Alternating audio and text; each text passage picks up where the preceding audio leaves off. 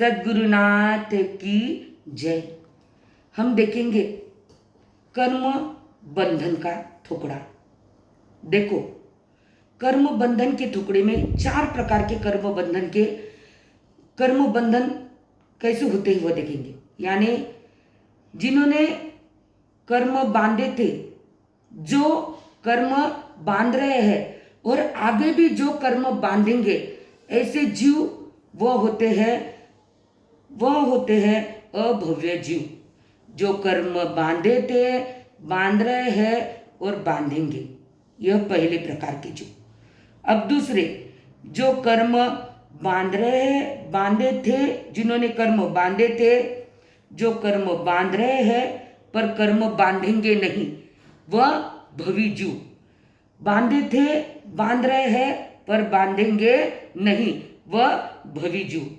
अब तीसरे, जो कर्म बांधे थे, कर्म बांधेंगे नहीं, कर्म अभी बांध रहे नहीं पर आगे कर्म बांधेंगे, वह उपक्षम श्रेणी वाले जीव। यानी जिन्होंने बांधे थे पर अभी वर्तमान में बांध रहे नहीं पर भविष्य में बांधेंगे, वह है उपक्षम श्रेणी के जीव। और कर्म बांधे थे, न बांध रहे हैं और न बांधेंगे, वह है शपक श्रेणी के जीव। समझा?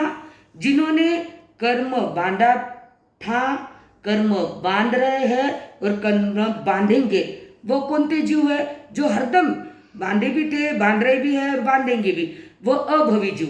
पर जिन्होंने बांधे थे, अभी बांध रहे हैं पर भविष्य में नहीं बांधेंगे, वो कौन? भव्य जीव।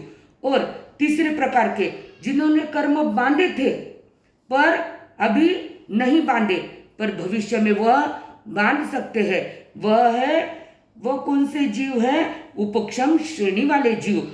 और कर्म बांधे थे पर अभी भी नहीं बांध रहे हैं और आगे भी नहीं बांधेंगे, वह है शपक श्रेणी वाले जीव। यह 4 प्रकार के कर्म बंध वाले जीव हमारे यहाँ पर भगवान ने बताए हैं। सेवम बनते टिब्बे में सभी ने टुकड़े को लिखना है। अपने स्वच्छ सुंदर डायरी में टुकड़े लिखकर डायरी का डेकोरेशन करना है। इस बात का सभी ने ध्यान रखना है।